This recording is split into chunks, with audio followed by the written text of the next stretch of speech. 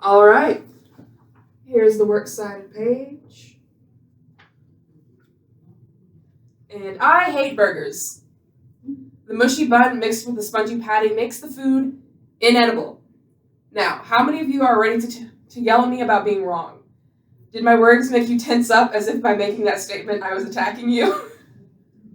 Every day, all over the world, people disagree with each other and argue over big and small things. Sometimes they get resolved peacefully, but most of the time, both parties leave feeling worse. Because of that, resentment has room to grow. Soon, cracks form in that relationship. I spent most of my life as the mitigator for others. I never picked sides until I knew everything, and often I would find that both parties were right or wrong in different ways. Usually my cousin was wrong.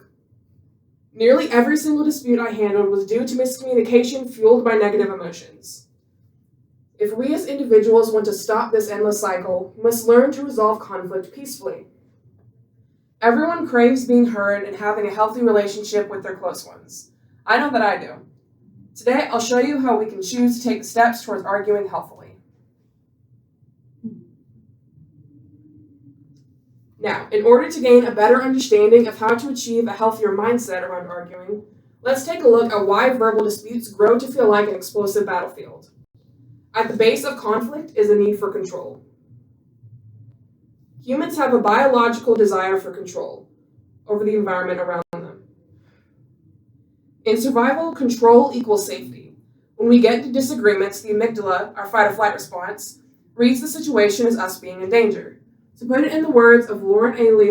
Leoty from the Department of Psychology at Rutgers University, Newark, when attempts to control events are unsuccessful, healthy individuals tend to rationalize outcomes rather than admit any compromise of personal control. When we feel that danger, we often begin dominating and oppressing the other party in order to regain that control. This need also appears as anxiety. Both become severe when they go unchecked and often arrive when conflict hits. Arguments can turn into verbal and physical violence as well. Another way we desire control is by being right. Being right means that we are reliable and superior, and feeling superior gives our brain a sense of security over the situation. However, this mindset has its flaws. Ari W. Kruglansky of the University of Maryland wrote in her dissertation, The Psychology of Being Right, The Problem of Accuracy in Social Perception and Cognition. She says, a conception of accuracy implies a compound judgment or meta-judgment that consists of the following judgments.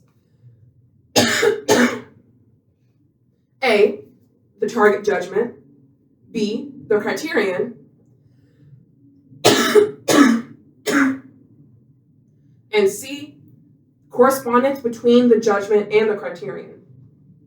She goes on to tell us that throughout their lives, humans are just as inaccurate as they are accurate from situations to topics. Half the time, we're just wrong. Arguing all the time doesn't make you more right, nor does it try to rationalize why you're more right than the other person. Conflict itself is not a bad thing. It's a healthy, natural part in every relationship. Agreeing isn't everything. Just as well, defending yourself and fighting through beliefs is an incredible skill to have. Just the issue in conflict lies in our struggle to resolve most conflicts peacefully. By that, I mean without buried resentment or snarky remarks at the end. It's hard. The possibility of being wrong makes us feel weak. So we puff ourselves up and bare our teeth, and the other person does the same. Any logical argument gets boiled down to a senseless dogfight, which is a breeding ground for miscommunication. Half of divorces worldwide are because of this issue.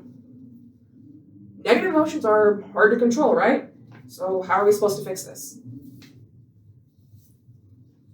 There is a study called peace psychology, the study of mitigating and preventing conflict. That's what we'll use. The most important step in beginning effective communication is to remember nonviolence. Instead of thinking about the argument as a win-lose situation, consider a win-win. There are times where conflicts have a hard right and a hard wrong involved, but even then, never raise your voice and take it as an opportunity to debate your side. In Deuch's 1973 Crude Law of Social Relations, he says, competition leads to more competition, cooperation leads to more cooperation. The first and most important step is to come into a dispute with open ears. Good listening skills means that you're seeking to understand why you're feeling this way and reflect. Hint, if you're just focusing on spilling words out of your mouth, you aren't listening. You're just throwing up. You both need to communicate your emotions and reasoning that led you into your position. Therapists will often tell you to use I statements over you statements to avoid coming off as blaming the other party. By using I, you raise your chances at being heard, reach an understanding, and you're ready to move on to brainstorming a solution. Both parties' emotions can now be considered now that all the information is laid out. You know everything. Now you can work together to achieve a real solution that leaves you in a better mindset than if you had just dissolved into a dogfight and gotten nowhere. Now, what should we do if only one side is willing to cooperate or you get heated again? It happens. Cooperation is an important factor in resolving conflict. However, sometimes the other party isn't willing to work through problems in a constructive way. When that happens, a neutral mediator can be placed to help. Therapy is a professional, proven mediator with a positive effect of nearly 98%, so a 2% fail rate. Just as well, if you feel yourself or the other person getting heated, step away and breathe. We want negative emotions far away from your conversation. Breathe, recollect your thoughts, and when you're both ready, come back and start where you left off.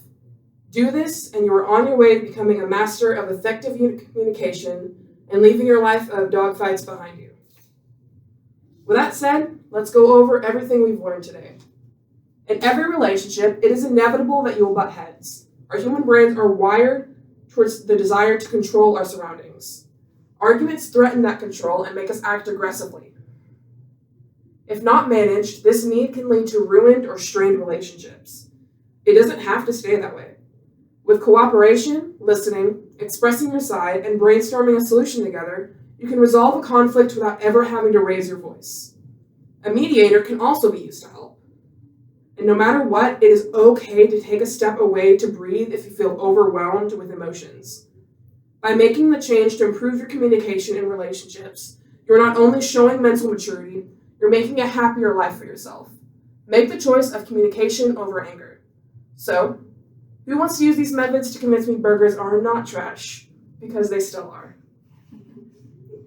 Thank you for listening to my speech. We're still here. Hello.